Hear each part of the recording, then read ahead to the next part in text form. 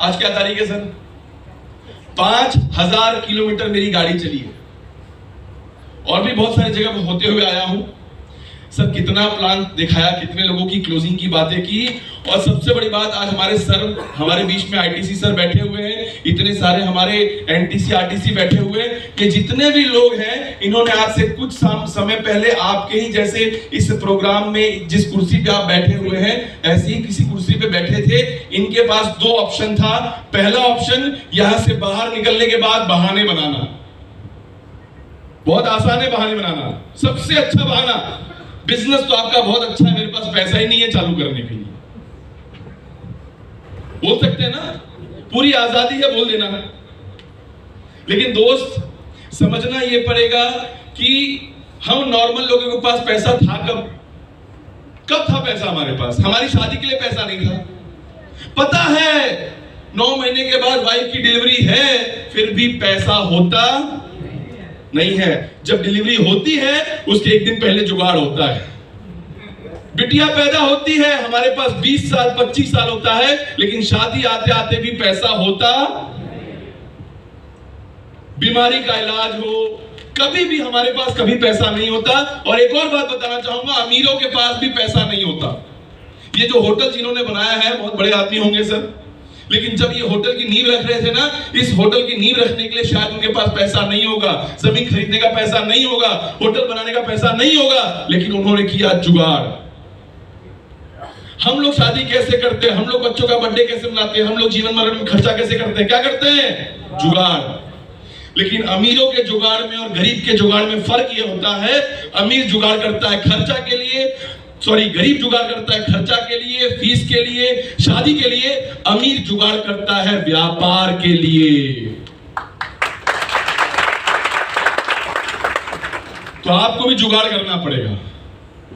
क्या कोई ऐसा हिंदुस्तान में आदमी जिसने कभी जुगाड़ नहीं किया हो? किया है। मोबाइल खरीदने जाते हैं, सोच के जाते हैं 12,000 का मोबाइल लूंगा, लेकिन वहां जाने के बाद 25,000 का मोबाइल पसंद आता है। जब हम लोगों के घर में जाते हैं बिजनेस प्लान दिखाने के लिए, वो मुंह उठा के बोलता है पैसा नहीं है। टीवी है, फ्रिज है, वॉशिंग मशीन है, मोबाइल है, घर में 5 लोग हैं, 5 मोबाइल है, 50,000 का मोबाइल पड़ा है, लेकिन 10,000 का सामान खरीदने के लिए ना बोल देता है वो। ऐसा होता है कि नहीं होता है?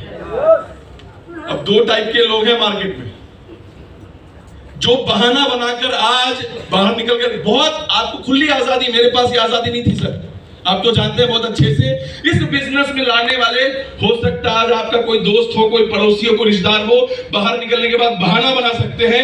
मेरे पास ये आजादी नहीं थी, क्योंकि इस बिजनेस में फंसाने वाले मेरे पिताजी थे।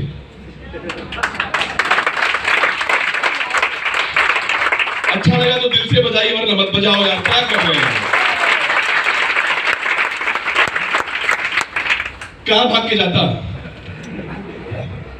घर जाया, घर पे क्या, घर पे फिर पकड़ लिए, क्या करना बोल।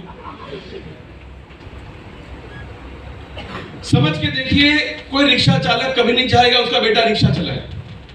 चाहेगा क्या?